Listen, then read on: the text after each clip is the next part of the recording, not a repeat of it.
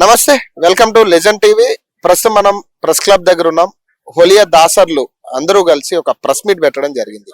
ప్రధాన చర్చ ఏంటంటే ఎస్సీ వర్గీకరణ ఏదైతే అమలు జరుగుతా ఉందో, ఏదైతే గ్రూప్ ఏలో ఉండాల్సిన వాళ్ళందరూ కూడా గ్రూప్ సి3లో, అలాగే గ్రూప్ 1లో ఉన్న వాళ్ళందరూ కూడా కొంతమంది ఆల్రెడీ అభివృద్ధి చెందిన వాళ్ళు, ఆల్రెడీ ఫలాలు అనుభవిస్తా ఉన్న వాళ్ళు కాబట్టి మమ్మల్ని కూడా ఒక గ్రూప్ ఏదైతే గ్రూప్ 1లో పెట్టాలంటూ కూడా ఇక్కడ హోలియా దాసర్లు అందరూ కూడా మాట్లాడుతా ఉన్నారు.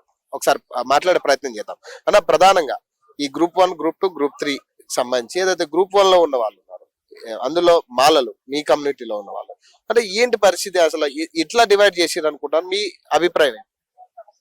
దీనివల్ల ఒరిగింది ఏం లేదు. వర్గీకరణ వల్ల నష్టం తప్పితే లాభం ఎవరికి పొందిందంటే మాలలకు ఎక్కువ లబ్ధి పొందింది.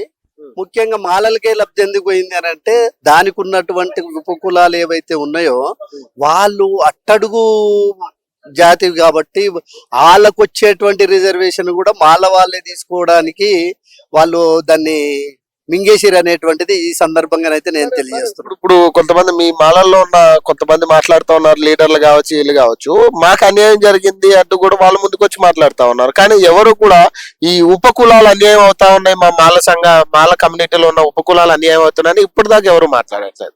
మరి దీన్ని ఎట్లా చూడాలి? అంటే కాంగ్రెస్ నాయకులు కూడా చాలా మంది మాల నాయకులు లే నేను ఒకటే చెప్తున్నా, 59 ఎస్సీ కులాలు మొత్తం తెలంగాణ రాష్ట్రంలో. 59లో మాల మాదిగ 2 తీసేస్తే 57 ఉపకులాలు. 57 కులాలు నాకు తెలిసి 32, 33 కులాలు అసలు మనకు అట్టడులలో అసలు లేనే లేరు.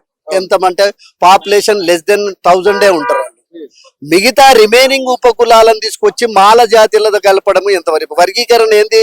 వర్గీకరణ ఎంఆర్పిఎస్ వాళ్ళు ఎందుకు వర్గీకరణ అడిగారు అంటే, మాలలతోటి మేము తట్టుకోలేను, మా పాపులేషన్ వాళ్ళకంటే డబ్బులు ఉన్నా కూడా మా రిజర్వేషన్ అంతా వాళ్ళే తింటుర్రు అనేటువంటి దాని మీదనే వాళ్ళు చేయడం జరిగింది. మరి ఇప్పుడు మమ్మల్ని తీసుకుపోయి మాల దాంట్లో పెట్టిరంటే మేము తట్టుకోగలుగుతామా?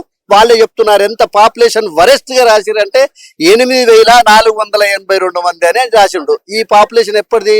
2011. అసలు మీ పాపులేషన్ ఎంత? ఇప్పుడు మోర్ దెన్ 1 lakh ఉంటుంది. 1 lakh ఇన్ తెలంగాణ. మరి 8,000కి 1 lakh. అయితే ఈ 8,000 ఉదాహరణ నేను కూడా చెప్తా. ఫర్ ఎగ్జాంపుల్, మా కమ్యూనిటీ వాళ్ళు ఉన్నారు. ఇదేంది, ఒక ఊరు నుంచి ఇంకొక ఊరి దగ్గరికి పోతా ఉంటారు జీవించడానికి. ఇదేంది, జాతరలు జరుగుతూ ఉంటాయి, లేకపోతే వీధి నాటకాలు వేస్తూ ఉంటారు. ఒక ఊర్లో అయిపోయిన తర్వాత ఇంకొక ఊరికి వెళ్తూ ఉంటారు. అంటే ఆ టైంలో ఇలా సెన్సస్ వాళ్ళు వస్తే కూడా జనాభా తక్కువ ఉండొచ్చు నేను అనుకుంటా. ఇంకొకటి ఏంటంటే, మా వాళ్ళు కూడా దాన్ని పెద్ద రెస్పాన్స్ తీసుకోరు. ఎందుకంటే ఉన్న వాళ్ళంతా అయ్యంట్రికలు అమ్ముకుంటా, ఇత్తడి సామాన్లు అనుకుంటా, రకరకాల దాని మీద ఉంటారు.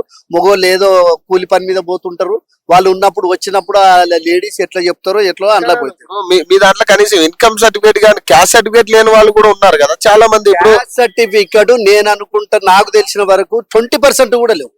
20% గవర్నమెంట్ నుంచి వచ్చే లబ్ధి ఏదైతే ఉన్నాయో బెనిఫిట్స్, అది ఈ కమ్యూనిటీకి పొందితే ఉపకులాలను, మా ఒక్క హోలిదాసరే కాదు, అదర్ కమ్యూనిటీస్ కూడా లబ్ధి పొందడం లేదు. అంటే బేసిక్ గా ఇప్పుడు ఎస్సీ వర్గీకరణ వల్ల మరి మీకు ఒరిగేది ఏముంటది? మరి ఇప్పుడు ఏం చేయాల్సిందంటే, వాస్తవానికి నా ఒపీనియన్ అయితే 1, 2, 3 అని వర్గీకరణ చేశారు. 1లో 1,77,000 మందికి ఒక గ్రూప్ పెట్టేసేసి 15 కమ్యూనిటీస్ పెట్టి ఒక గ్రూప్ పెట్టిరు. దానికి 1% రిజర్వేషన్ ఇచ్చారు. నెంబర్ 2లో మాదిగ పెట్టి మాదిగ ఉపకులాలను కొంతమంది పెట్టిరు. సిలో వచ్చేసేసి మాల ఉపకులాలు కాకుండా ఇంకొక 2 మంది పెట్టారు. అట్లా పెట్టడం వల్ల ఏమైతుంది, వాళ్ళకే లబ్ధి పొందుతుంది తప్ప వీళ్ళకే లేదు. ఒక రకంగా ఈ వర్గీకరణలో మాదిగ వాళ్ళకు జస్టిస్ జరిగిందనే అనుకుంటున్నాను నేను.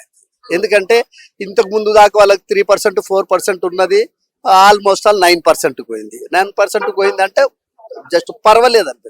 అంటే మాలలతోటి కంపారిజన్ కాదు ఇది, మాది వాళ్ళకి కొంచెం బెనిఫిట్. ఇప్పుడు అదే ప్రకారంగా నా ఉద్దేశం ఏంటంటే, 57 ఉపకులాలని ఒక గ్రూప్ లో మొత్తానికి చేర్చి బిలో అదే మాదిగం పెట్టండి, ఓన్లీ సింగిల్ కమ్యూనిటీ. సిలో మాలను పెట్టండి. అప్పుడు రిజర్వేషన్ ఎట్లా జనాభా ప్రాతిపదికన రిజర్వేషన్ వాళ్ళకి ఎక్కువ పెట్టవచ్చు, నేను కాదని.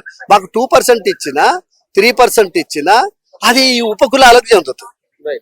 ఇప్పుడు ఈడేమైతుంది వాళ్ళతో పాటు మేము ఉండే వరకు వాళ్ళతో మేము తట్టుకోలేము. ఇప్పుడు యాజ్ అండ్ టుడే హోలీదాసర్ వాళ్ళు ఒక డాక్టర్ లేడు, ఒక ఐఏఎస్ లేడు, ఒక ఐపీఎస్ లేదు, ఒక ఎంపీ లేడు, ఎంఏ లేడు, అందలేదు. అలాంటి వాళ్ళు ఇవి కూడా వీళ్ళకి కూడా ఉన్నటువంటి రిజర్వేషన్ శాతం ఏదైతే ఉందో ఆటోమేటిక్ వాళ్ళు తీసుకెళ్ళినట్టే కాదు. ఫైనల్ గా ఏం అడగాలనుకుంటా ఉన్నారు? మేమైతే ఏ గ్రూపులనే మమ్మల్ని పెట్టాలి. ఇంకొకటి సి గ్రూప్ లో ఏంది వాళ్ళ ఉద్దేశం ఏంది, ఉన్నతమైనటువంటి కమ్యూనిటీ అని.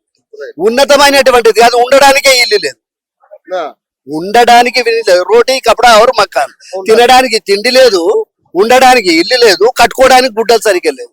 అటువంటి వాళ్ళని తీసుకొచ్చి సిరి గ్రూపులు వేయడం ఎంతవరకు న్యాయం జరుగుతుంది? మరి ఇప్పుడు ఏ గ్రూప్ లో ఉన్న వాళ్ళందరూ అగ్ర కులాలను ఇప్పుడు మరి ఎవరైతే ఏ గ్రూప్ లో కొంతమంది మాలలు ఎవరైనా కులాలే. ఏ నెంబర్ 1 లో అన్ని ఉపకులాల వాళ్ళని చేశారు.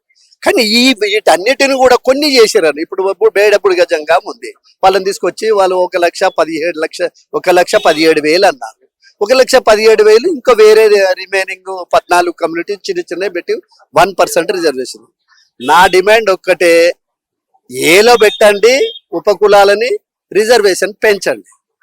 వాళ్ళకి సపరేటు, వాళ్ళ పాపులేషన్ ప్రాతిపదిక మీద వాళ్ళకి సపరేటు, వీళ్ళకి మాలలకు సపరేట్ పెట్టండి. సపరేట్ పెడితే వాళ్ళు ఎట్లా తీసుకుంటారు, వీళ్ళు ఎట్లా తీసుకుంటారు? అట్లీస్ట్ ఇప్పుడు మేమన్నా ఉపకులాలతోటి మేము లబ్ధి పొందే ఛాయిస్ ఉంటుంది, వాళ్ళతోటి ఉంటే మాత్రం జీరో. మళ్ళీ ఇంతకంటే అన్యాయం కూడా జరుగుతుంది, ఉపయోగం అస్సలు. Thank you.